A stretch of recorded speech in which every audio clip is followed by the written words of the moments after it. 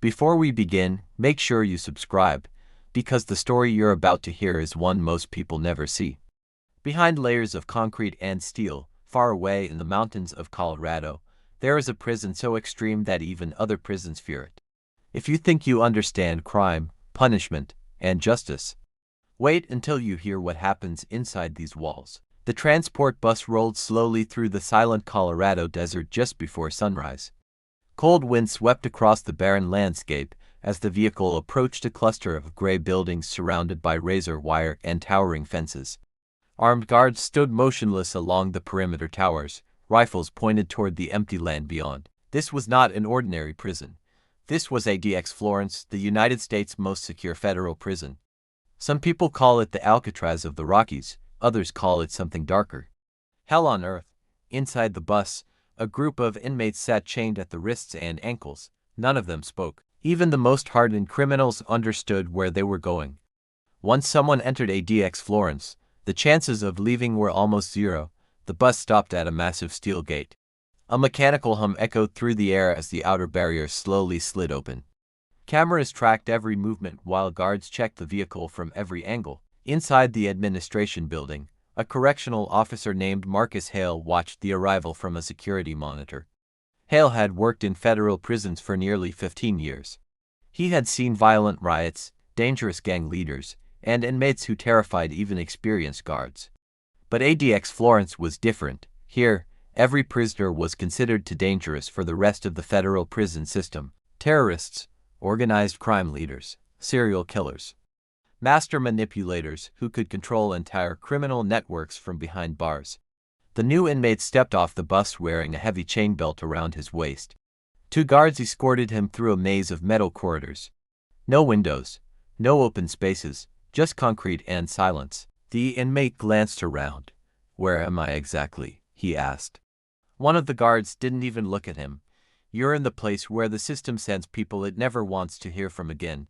Marcus Hale watched from another monitor as the inmate entered a housing unit known simply as Range D. Every cell door was solid steel.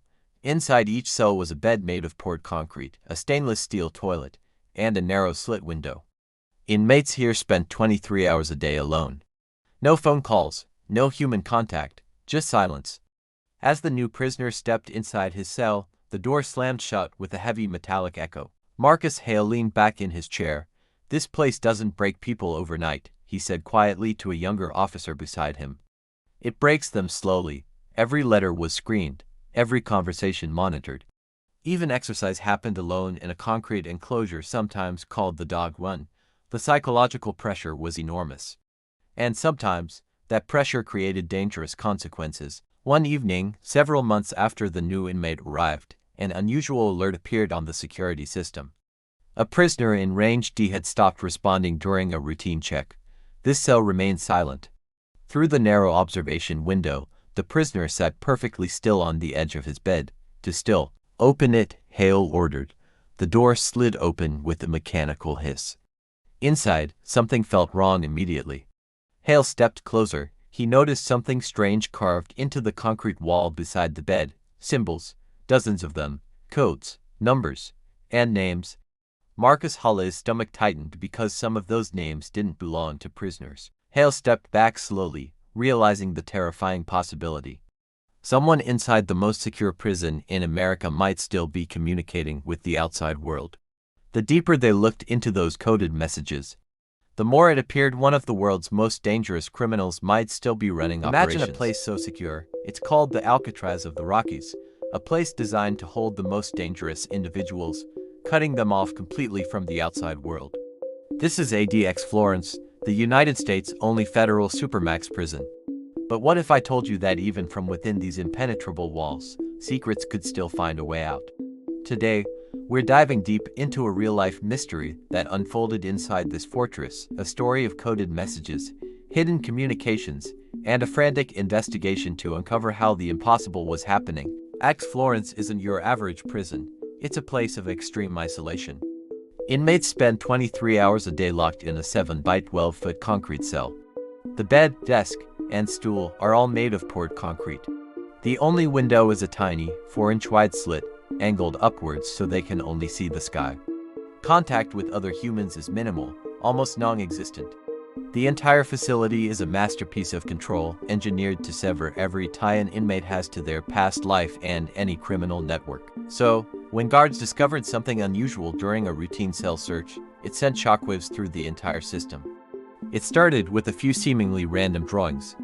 Scribbled on a piece of paper, hidden away, were symbols and patterns that made no immediate sense. To the untrained eye, it could have been dismissed as simple doodling, the result of a mind-battling, crushing boredom.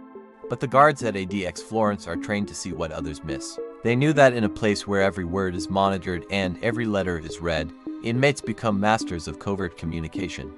These weren't just doodles, they were a potential language, a code.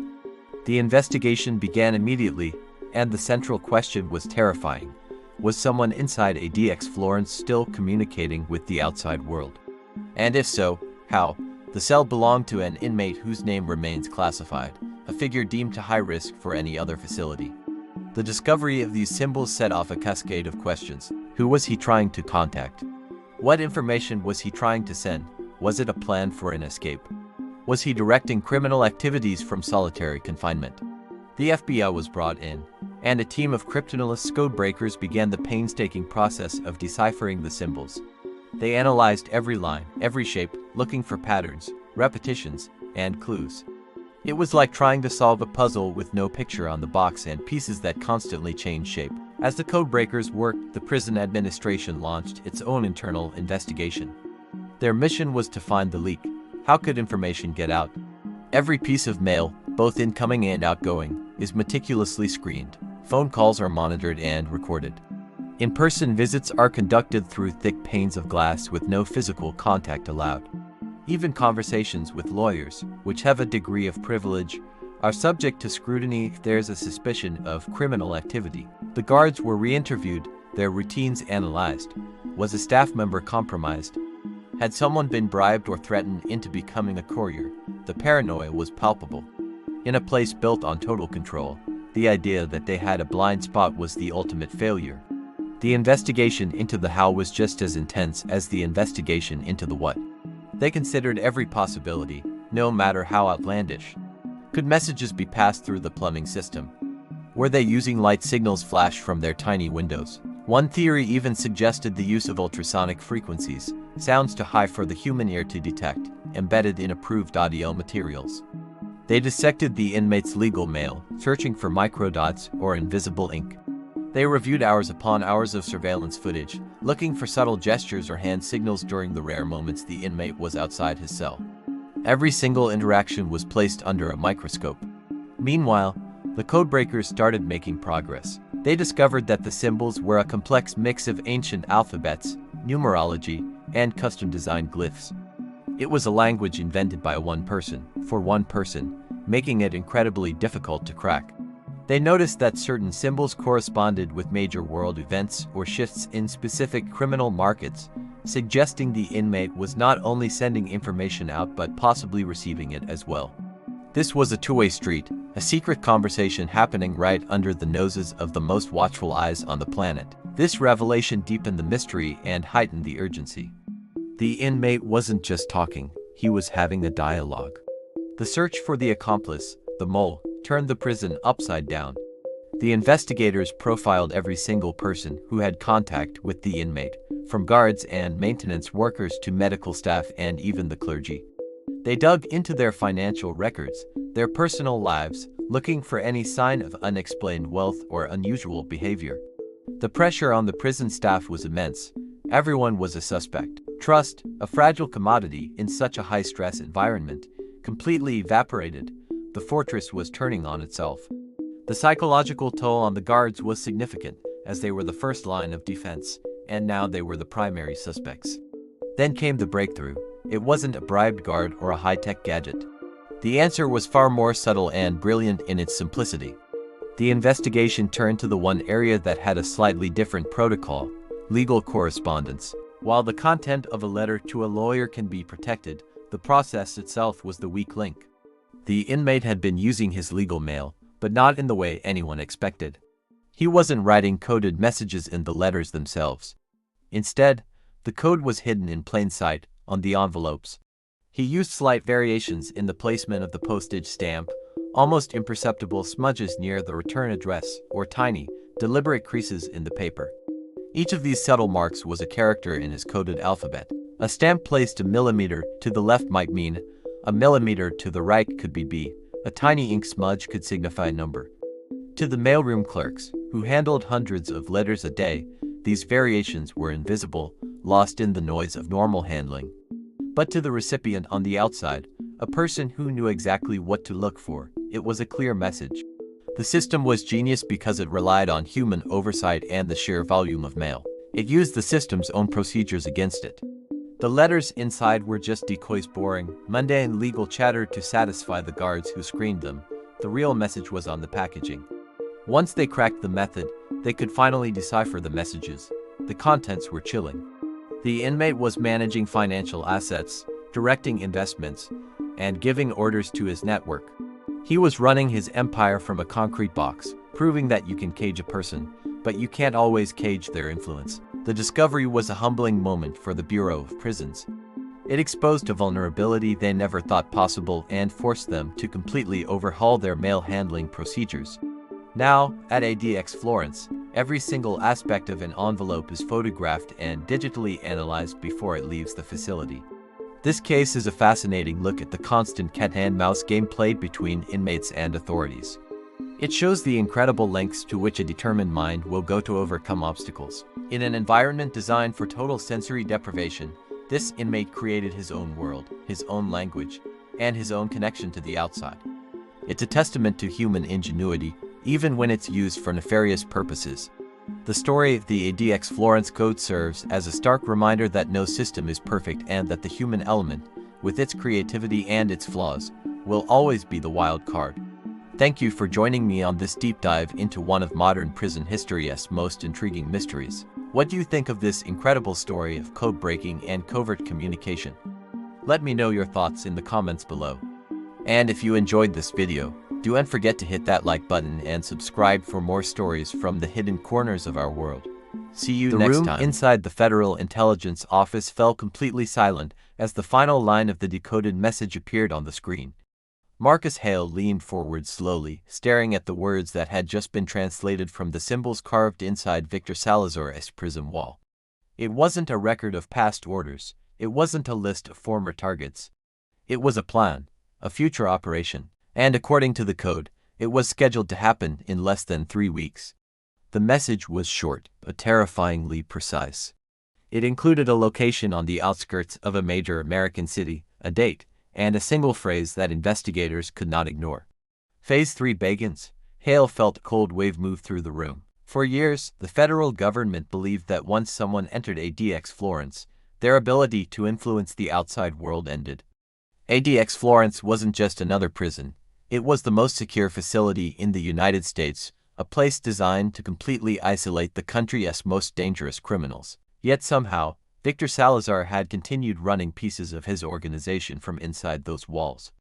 And now, it looked like the operation he had been quietly coordinating was approaching its final stage.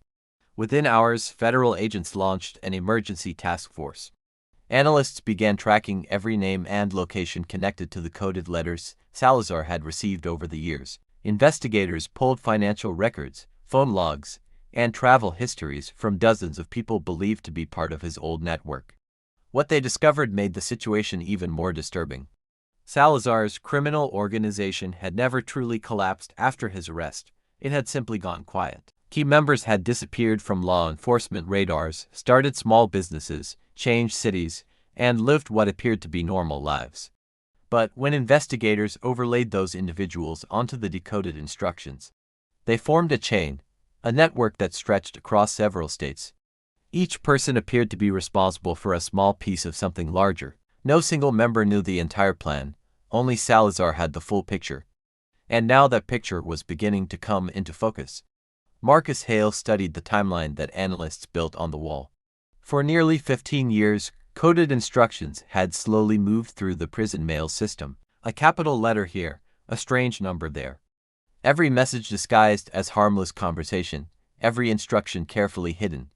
The symbols carved into the concrete cell had acted like a master key, a reference guide to interpret the letters. Without those carvings, the messages would have remained invisible, which meant Salazar had been building something for a very long time, something that was about to happen. 2 days later, surveillance teams located one of the individuals named in the decoded instructions. His name was Daniel Ortega, a former associate who had disappeared after Salazar's arrest years earlier. Now he was living quietly under a different identity in Arizona.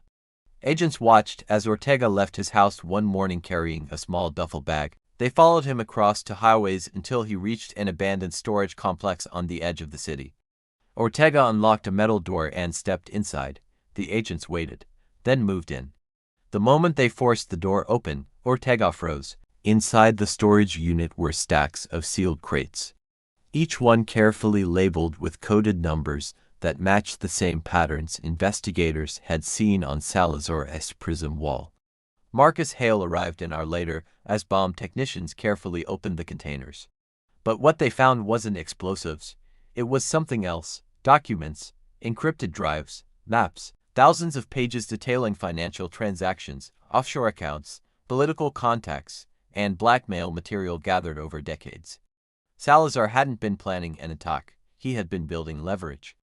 A hidden archive powerful enough to manipulate powerful people, businesses, and criminal groups around the world. It was a shadow network of influence, information capable of destroying reputations, collapsing corporations, or forcing powerful figures into cooperation. And according to the decoded message, Phase 3 meant releasing it. Ortega finally spoke during interrogation that night. His voice shook as he explained the final step.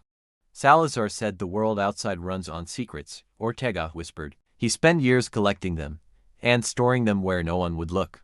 Marcus Hale felt the weight of the realization settle in. ADX Florence wasn't just a prison to Salazar. It had been the perfect hiding place. No one expected power to come from inside the most isolated cell in America, but Salazar had used that isolation like camouflage. Every instruction hidden inside letters, every message carved slowly into concrete. And even after investigators stopped Ortega and seized the archive, there was still one terrifying problem. They had no way of knowing how many other pieces of the network still existed. Weeks later, Marcus Hale stood outside the towering concrete walls of ADX Florence once again. The facility looked exactly the same as it always had: silent, unbreakable, a place built to lock away the most dangerous minds in the country. Victor Salazar was still inside, still alone in his cell, still cut off from the outside world. But Hale knew something now that most people would never understand. Sometimes the most dangerous prison isn't the one holding someone inside. It's the one that convinces everyone they've already lost their power. Because somewhere inside that concrete maze, Victor Salazar had spent years proving the opposite. And if even one coded message had escaped before investigators uncovered the truth, then the final phase of his plan might still be waiting, hidden, silent, and ready to begin. If you think this story was disturbing, you're not ready for what comes next. So subscribe, because the next case might be even darker.